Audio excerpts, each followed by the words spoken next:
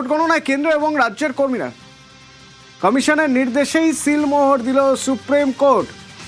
এর আগে হাইকোর্টের সেই নির্দেশ বহাল রেখে শীর্ষ আদালত জানিয়ে দিল গণনায় কেন্দ্র ও রাজ্যের কর্মচারীরাই থাকবেন।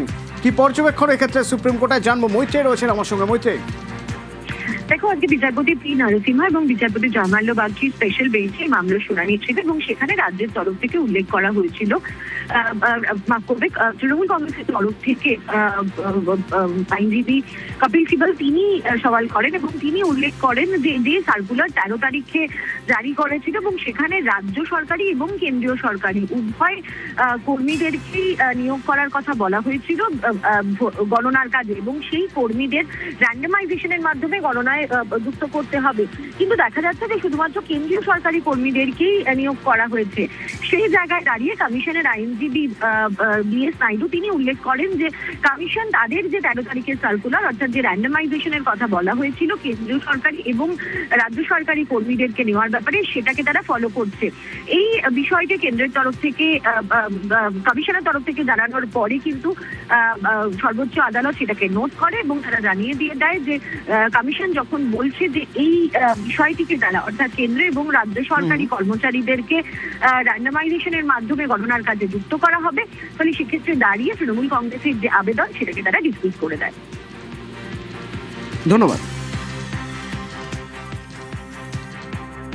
ऐसी खबर के हमारी जो याचिका है वो डिसमिस हो गई, ये अपने आप में गलत है। हमने सुप्रीम कोर्ट में कहा कि देखिए, उनका खुद का सर्कुलर कहता है आप सेंट्रल गवर्नमेंट नॉमिनीज रखना चाहते हैं तो रखिए, लेकिन साथ साथ एक स्टेट गवर्नमेंट नॉमिनी भी रखिए। सुप्रीम कोर्ट ने ये कहा कि उस सर्कुलर को आप लागू करोगे और जो भी वहां लिखित है उसको लागू करोगे, और लिखित क्या है कि स्टेट गवर्नमेंट का नॉमिनी भी होगा और सेंट्रल गवर्नमेंट का नॉमिनी भी होगा। तो ये ऑर्डर हुआ है। শুধুমাত্র কেন্দ্রীয় সরকারি কেন ডিফারেন্সিয়েশন হবে কেন, ডিসক্রিমিনেশন হবে কেন? আমরা তো ডিসক্রিমিনেশন করছি না, ডিসক্রিমিনেশন করছে election commission under the pressure of ভারতীয় জনতা পার্টি, কারণ ওরা ভোট চুরি করতে চায়। তাই জন্য সুপ্রিম কোর্টে যাওয়া হয়েছিল। আজকে কোর্টের নির্দেশে রাজ্যের প্রতিনিধি, রাজ্য সরকারি কর্মচারীরাও থাকবেন। ভোট চুরি রুখবে বাংলা। ধাক্কা তো তারা খেলো যারা চেয়েছিল শুধুমাত্র কেন্দ্রীয় সরকারি কর্মচারীদের দিয়ে এই নির্লজ্জ দালালিটা করবে, ভোট চুরি করবে।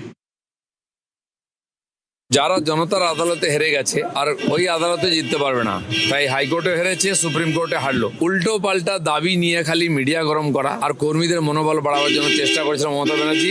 কোর্ট এতে রায় দেবে না, কারণ পশ্চিমবাংলার নির্বাচনী যে সংস্কৃতি এটা সম্বন্ধে সবাই জানেন, কি ধরনের সব জায়গায় চুরি হয়, রিগিং হয়। তাই নির্বাচন কমিশন লোকের কমপ্লেনের ভিত্তিতে এই ডিসিশন নিয়েছেন, তার বিরুদ্ধে আদালত যাবে না।